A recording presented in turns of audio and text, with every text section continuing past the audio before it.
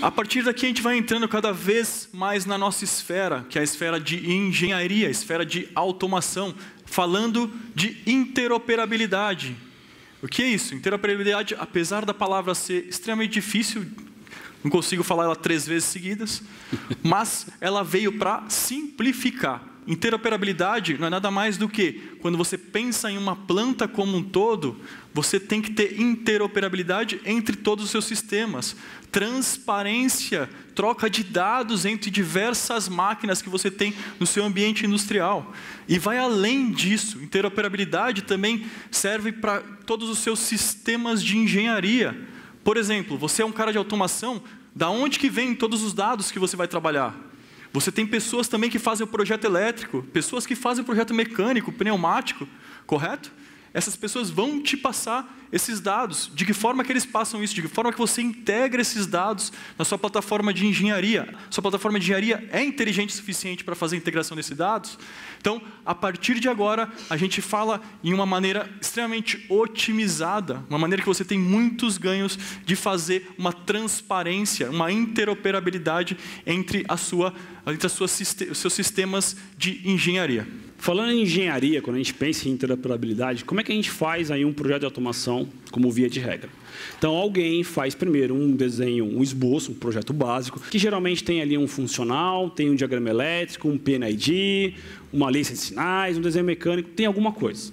E aí a gente precisa depois transferir esses dados para a automação. Então, no passado, como é que a gente fazia? Alguém criava toda a engenharia básica, funcional, numa ferramenta CAD, e aí você vai exportar de forma manual os dados dessa ferramenta. Por exemplo, de repente eu estou preocupado com lista de sinais. Então você exporta manualmente a lista de sinais em Excel e aí depois, manualmente ou usando alguma macro meio maluca da vida, ele pega a lista de sinais em Excel e ele monta ali a lista de sinais no PLC. Pode ser também que a lista de Excel contenha a lista de hardware, de equipamentos, os números seriais, os tipos, as configurações. É muito trabalho braçal fazer isso. Nós temos hoje aqui um desafio. Eu e o Vitória assumimos esse desafio com vocês. Ou vocês têm ganhos de pelo menos 30% de engenharia com TI Portal e as ferramentas que nós estamos apresentando, ou então nada disso que a gente está colocando aqui é verdade. Mas tem que usar de verdade o que a gente está sugerindo. 30% é o nosso compromisso. Tá?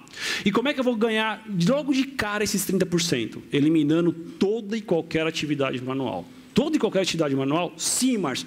Mas como é que eu vou pegar um desenho elétrico, um sinal de processo que está na minha ferramenta CAD e automaticamente, ou evitando trabalhos manuais, colocar na minha ferramenta de engenharia, no meu TI Portal? Muito simples. Surge um conceito na automação chamado Automation ML. É um formato de troca de dados, o qual permite que você pegue informações do seu desenho elétrico e automaticamente você transfira isso para a ferramenta de automação. Então, algum projetista, os meus projetistas, criam o desenho, o projeto básico, deixam isso, colocam isso de uma forma estruturada dentro do projeto CAD, e aí o ferramenta CAD vai gerar um arquivo, chamado arquivo Automation ML, que será importado automaticamente dentro do TI Portal. É da Siemens? É da Siemens? Não. Ah, não é da Siemens. É uma norma, não é da Siemens, é um padrão. Então, se você quer ganhar 30% de tempo em engenharia, mate, abomine, de todas as formas, toda e qualquer atividade manual. Como é que isso vai funcionar? Vamos ver isso na prática. Então, aqui hoje eu tenho um desenho, um projeto sendo feito em ePlan.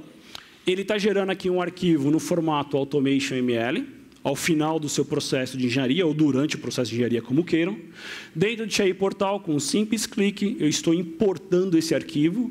E ao final do processo de importação, hardware, lista de sinais, topologia de redes, endereços IPs, o que você quiser, vai ser configurado automaticamente no TI Portal.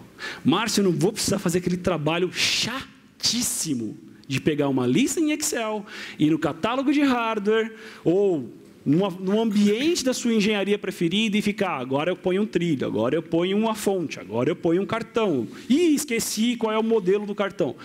Esse trabalho não existe. Ah, Márcio, mas 30% de engenharia? Quando a gente está falando de um projeto com 2 cartões, é uma coisa. Eu vou usar, infelizmente, ela sentou perto de mim, ela não deveria ter sentado.